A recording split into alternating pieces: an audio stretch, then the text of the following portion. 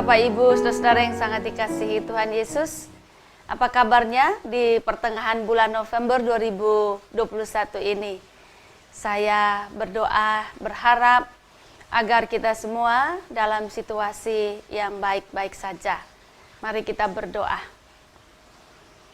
Tuhan, banyak pengalaman yang kami jalani, kami alami hingga sampai hari ini. Terima kasih hari ini kami dapat mengambil waktu untuk berdua bersama dengan Tuhan. Kiranya firman Tuhan yang kami baca dan kami renungkan ini semakin menguatkan iman kami kepada Tuhan. Terima kasih, dalam nama Tuhan Yesus kami berdoa. Amin. Bapak Ibu, saya mengajak kita untuk membaca dari kitab Ibrani pasal 10 ayat 30. Sebab kita mengenal Dia yang berkata, pembalasan adalah hakku, akulah yang akan menuntut pembalasan, dan lagi Tuhan akan menghakimi umat-Nya.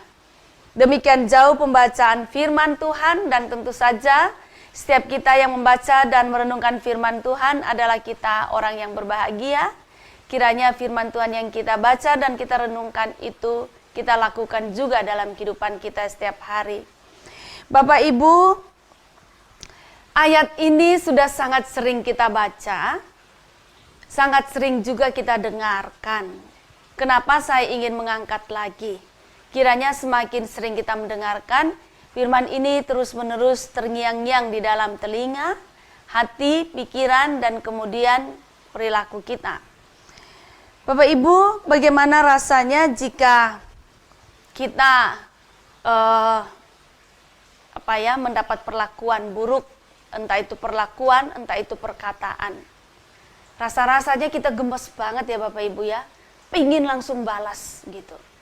Kalau ada orang yang berkata-kata nyelekit, gak seorang jauh-jauh, di dalam rumah kita sendiri aja, dalam keluarga, kalau ada yang berkata-kata nyelekit, menyakitkan, pengen sekali kita balas supaya puas begitu. Sama, bukan terhadap orang dalam rumah saja, di luar rumah pun juga seperti itu ya Bapak Ibu. Orang melotot pada kita, kita ingin juga melotot kepadanya. Orang memberikan kata-kata yang kasar dan menyakitkan, kita juga ingin balas dengan kata-kata yang kasar dan menyakitkan. Dan seterusnya sampai kelakuan-kelakuan yang mengerikan. Itu sebabnya Bapak Ibu, banyak terjadi peperangan di dalam rumah tangga, lalu peperangan di dalam kehidupan masyarakat, makin luas lagi peperangan antar suku, antar bangsa. Karena apa? Karena orang ingin balas dendam. Kalau tidak balas dendam itu rasanya nggak puas, gengsinya itu jadi jatuh. Tapi kalau bisa balas, wah merasa hebat sekali. Saya bisa balas dia gitu. Tapi tidaklah demikian Bapak Ibu dengan kehidupan kekristenan atau nilai-nilai Kristiani yang harus kita lakukan di dunia ini. Kita tidak bisa berlaku sama dengan dunia ini yang namanya dengan membalas dendam itu.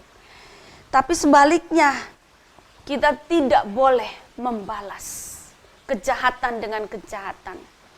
Kita tidak boleh membalas orang yang menyakiti kita. Karena apa? Karena kita tidak berhak. Bapak Ibu, kalau kita sampai betul-betul marah sekali, lalu pingin balas gitu ya, wah, dan kita biasanya balas lebih kejam dari yang orang itu lakukan pada kita, itu terlalu sombong. Terlalu sombong di hadapan Tuhan dan juga hadapan sesama. Emangnya siapa sih kita begitu? Dari mana kita punya hak untuk membalas orang lain?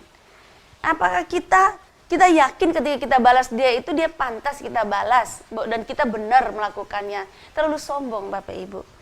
Yang kedua, menurut saya kalau kita sampai membalas dendam itu kita seperti orang yang nggak tahu siapa diri kita. Kan kita tahu sebetulnya kita juga bukan orang yang sempurna kan Bapak Ibu. Dan ketika orang berbuat pada kita belum tentu orang itu pantas untuk kita balas gitu. Bisa saja memang kita ini juga nggak benar orangnya gitu. Jadi dari firman Tuhan ini mengajarkan kepada kita bahwa nilai hidup yang Tuhan inginkan adalah tidak boleh pernah membalas kejahatan dengan kejahatan. Untuk hal itu maka kita perlu memiliki dua hal. Hal yang pertama adalah kita perlu rendah hati. rendah hati bahwa membalas dendam itu bukan hak kita. Dan kita ini bukan siapa-siapa. Tuhan Allah lah yang pantas untuk membalas. Karena dia orang yang benar. Sedangkan kita sendiri kan bukan orang yang benar Bapak Ibu. Kita juga bisa salah. Karena itu sebaiknya kita ini rendah hati. Yang kedua, kita tahu dirilah. Kita tahu siapa Tuhan. Dan kita tahu siapa kita ini. Supaya apa?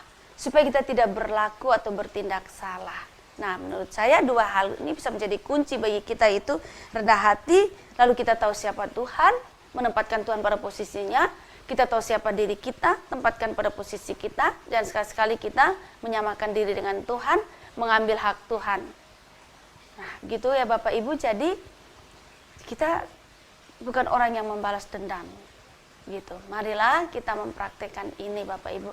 Serahkan semua kepada Tuhan. Biarkan Tuhan yang putuskan. Dan bagian kita adalah melakukan saja apa yang Tuhan mau. Sekalipun kita dilukai, sekalipun situasinya tidak enak. Tuhan menolong kita semua. Amin. Mari kita berdoa. Tuhan, berikan kami hati yang kuat untuk mentaati Engkau.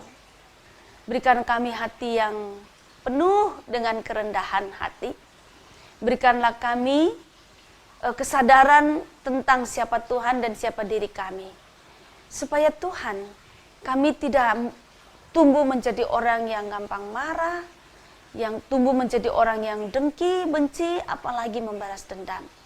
Sebab Tuhan, kami orang tidak sempurna, Tuhanlah yang sempurna, Tuhanlah yang paling tahu, maka Tuhanlah yang berhak untuk membalas setiap orang menurut perbuatan-perbuatannya. Terima kasih, di dalam nama Tuhan Yesus kami berdoa. Amin.